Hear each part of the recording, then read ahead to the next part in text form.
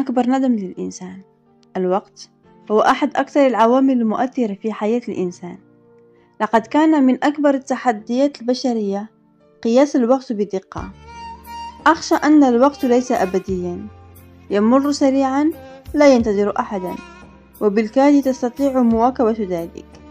حتى عندما تحاول جدولة كل شيء وتحقيق أقصى استفادة من الوقت المتاح لديك، يظل هذا غير كاف.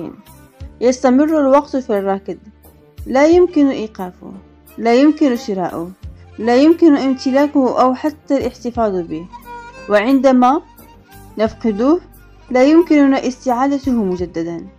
اسأل نفسك: هل أنت راض بالمكان الذي أنت فيه الآن؟ هل تفعل ما تحب؟ هل أنت سعيد بنفسك؟